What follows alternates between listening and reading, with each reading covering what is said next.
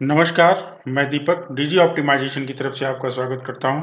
Angular tutorial के इस video में आज हम लोग सीखेंगे एंगुलर मटेरियल के बारे में।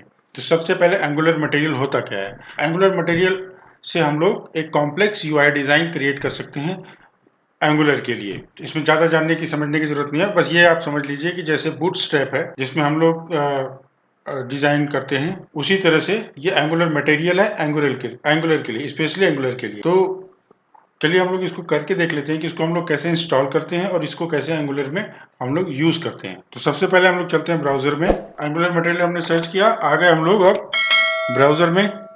तो यहाँ पर एंगुलर मटेरियल की वेबसाइट पे आके इसकी वेबसाइट का नाम है material.angular.io। अब देखिए इसमें यहाँ पे सबसे पहले हम लोग आते हैं गेट स्टार्टेड में। यहाँ देख लेते हैं। यहाँ पे देखिए इसने बताया कि इस कमांड को हमको रन करना है ng_add@angular/material। ठीक है, अगर आपको ये कमांड याद नहीं है तो आप यहाँ से देख सकते हैं। इसको कॉपी कर लीजिए, जो कोड एडिटर का आपका टर्मिनल है उससे या कमांड प्रॉम्प्ट से, जिससे भी आप चाहे तो ये कमांड रन करा करके आप मटेरियल को इंस्टॉल कर सकते हैं। बस शर्त यह है कि आपको अपने प्रोजेक्ट के फोल्डर के अंदर होना चाहिए। तो चलिए हम लोग इसको इंस्टॉल करते हैं। तो ये आ गया मैं विजुअल स्टूडियो कोड में। अगर आप मेरा वीडियो देखते होंगे तो आपको पता होगा कि मैं कोड एडिटर के रूप में विजुअल स्टूडियो कोड ही यूज करता हूँ। अब यहाँ पर हम लोग आ गए अपने फोल्डर में। ये देखिए यहाँ पर अपने फोल्डर में है, यहाँ पर प्रोजेक्ट के फोल्डर में डीजी ऑप्टिमाइजेशन नाम का एक फोल्डर बना रखा है। इसमें हम लोग इसको पेस्ट कर देंगे और यहाँ से एंगुलर हम लोग इंस्टॉल करेंगे मटेरियल को। जब हम लोग मटेरियल को इंस्टॉल कर रहे होंगे तो ये हमसे कुछ क्वेश्चंस पूछेगा, है ना। तो उस क्वेश्चंस को हमको जो इसका डिफॉल्ट आंसर है ना वही देना चाहिए। अभी हमसे पूछ रहा है कि एंगुलर मटेरियल का कौन सा वर्जन, यहाँ पे दिया ना वर्जन, ये material 15 will be installed and executed, would you like to proceed? Yes. इसके बाद ये इंस्टॉल हो रहा है यहाँ पे। और जब तक ये इंस्टॉल हो रहा है हम लोग ब्राउजर में चल के इसके बटन्स कैसे होते हैं, किस तरह के कंपोनेंट्स क्या क्या है, थोड़ा सा एक बार हम लोग उसको देख लेते हैं। तो ये आ गया जैसे हम लोग कंपोनेंट में, अगर यहाँ पे कंपोनेंट में क्लिक करेंगे तो कंपोनेंट में आ जाएंगे। अब यहाँ पर देखिए बहुत सारे कंपोनेंट्स है, जैसे auto complete base, bottom sheet button, है ना, कार्ड डिवाइडर, फॉर्म फील्ड, ये बहुत सारे है। तो इसमें देखो आप यहाँ पे एग्जांपल देख सकते हो कितने अच्छे तरीके से इन्होंने सीएसएस बना रखा है। तो इसमें फायदा क्या होता है कि डेवलपर जो जो एंगुलर पे काम कर रहे होते लोग, वो ज़्यादा डिज़ाइन में न इन्वॉल्व होकर के बिजनेस लॉजिक पे वो ज़्यादा सोच पाते हैं। तो इसलिए इससे बहुत ज़्यादा समय बच जाता है। अब जैसे यहाँ पर बटन का एग्जांपल देख लीजिए, यहाँ पर बटन कितने खूबसूरत से बटन बनाए हुए इस तरह के, या इसमें देखिए आइकन के साथ ये बटन बने हुए हैं। तो जब हम लोग कोई एप्लीकेशन बनाते हैं ना, तो इसमें जब हम लोग एंगुलर मटेरियल का यूज करते हैं तो वो उसके लुक को काफी इनहेंस कर देता है। बूटस्ट्रैप से भी ऐसा ही होता है। तो आप पूछ सकते हैं कि बूटस्ट्रैप यूज करें या एंगुलर मटेरियल यूज करें। देखो ये डिपेंड करता है। अब बूटस्ट्रैप लाइटर वर्जन है, इससे फास्ट लोड होता है, ये बात ठीक है।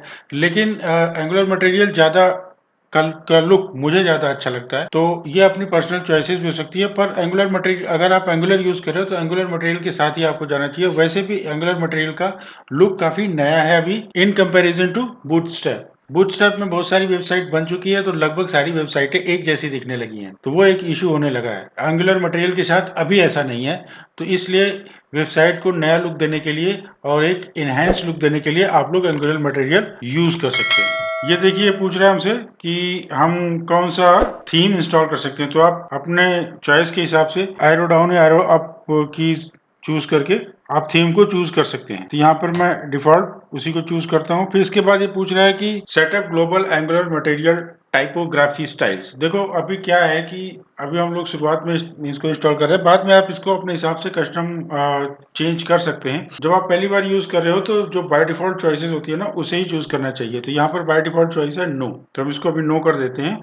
आगे फिर पूछता है कि आपको एनिमेशन इंक्लूड करना है, हाँ ठीक है करना है। और इस तरह से फिर ये इंस्टॉलेशन स्टार्ट हो गया। ये इंस्टॉलेशन हमारा हो गया। इंस्टॉलेशन कंप्लीट होने के बाद आप देख सकते हैं यहाँ पे अलग अलग 4 फाइलें इसने अपडेट की हैं, app.module.ts, app.json, index.html और style.css। तो चलिए हम लोग देखते हैं एक तरफ से। सबसे पहले app.module.ts को ओपन करते हैं। app.module.ts ये हमने ओपन कर लिया। ये देखिए यहाँ पर इसने एनिमेशन मॉड्यूल और ये सब यहाँ पे इसने ऐड कर दिया है। ये लाइन इसने ऐड करी है एनिमेशन मॉड्यूल का। फिर नेक्स्ट आप देखते हैं angular.json। तो angular.json में ओपन करते हैं। देखिए angular.json में यहाँ पर ये लाइन ऐड करी है इसने, ये वाली लाइन angular.json में ऐड करी है। अब इसके बाद चलते हैं हम लोग index.html में।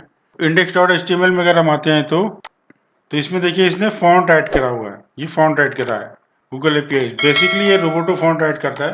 फॉन्ट और कुछ फाइलें यहाँ पे इसने ऐड करी हुई हैं, ठीक है। इसके बाद हम लोग आते हैं लास्ट में style.css। तो style.css इसमें ये बेसिक कुछ स्टाइल इसने ऐड कर दिए। ये 4 फाइलें अपडेट होती हैं। अब देखो यहाँ पे हमें टर्मिनल से ये फायदा पता चल गया कि ये 4 फाइलें अपडेट हुई हैं, ठीक है। अब इसके बाद हमको इसको कैसे यूज करना है, तो वो हम लोग देख लेते हैं कि इसको यूज कैसे करना है। तो सबसे पहले हम लोग चलते हैं ब्राउजर में। ये आ गया जैसे हम लोग यहाँ पर ब्राउजर में। अब देखिए यहाँ पर आते हैं, गेट स्टार्टेड पे आते हैं। देखो यहाँ पर यूज करने के लिए बताया कैसे यूज करना होता है। पहले हमको उसका मॉड्यूल इंपोर्ट करना होता है, फिर उसके बाद उसको इंपोर्ट्स में ऐड करना होता है, रजिस्टर करना होता है। फिर उसके बाद जो उसके टैग्स होते हैं उसको HTML फाइल में .html फाइल में जाकर के यूज करना होता है।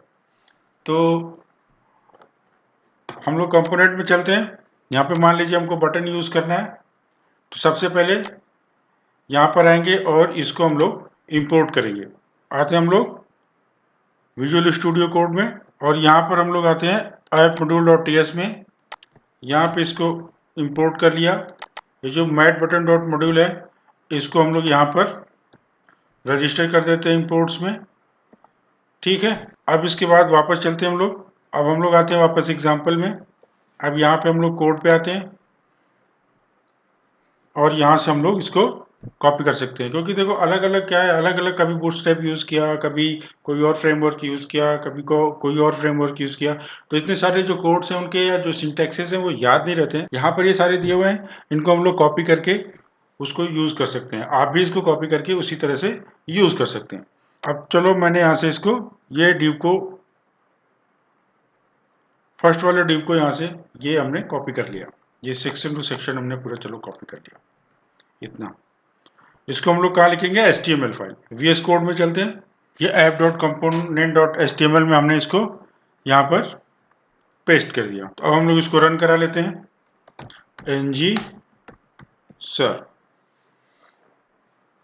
इसको चल के अब हम लोग ब्राउजर में देखते हैं।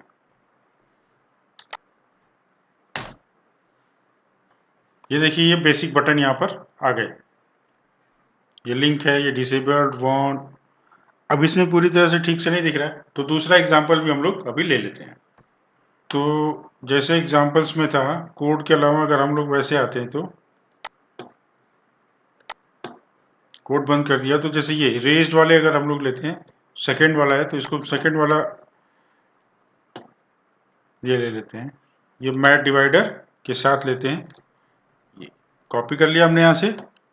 और इसके बाद हम लोग चलते हैं विजुअल स्टूडियो कोड में और यहाँ पर हम लोग इसको पेस्ट कर देते हैं। देखिए मैट डिवाइडर का ये एरर दिखा रहा है, क्योंकि मैट डिवाइडर के लिए हमने कोई इंपोर्ट नहीं किया। तो इसको हम लोग अब यहाँ से हटा देते हैं, क्योंकि इसके लिए भी हमें जैसे इंपोर्ट किया था यहाँ पर मॉड्यूल को, मॉड्यूल में कंपोनेंट को यहाँ पे ऐप मॉड्यूल में यहाँ पे हमने इंपोर्ट किया था ना ये मैट बटन मॉड्यूल, उसी तरह से उसके लिए भी हमको एक मॉड्यूल इंपोर्ट करना पड़ेगा। तो अभी के लिए हम इसको छोड़ देते हैं और देखते हैं ये बटन यहाँ पे काम करते हैं कि नहीं, उस तरह से आते हैं कि नहीं। चलते हैं हम लोग ब्राउजर में चेक करते हैं। ये देखिए ये सारे बटन इस तरह से आ गए।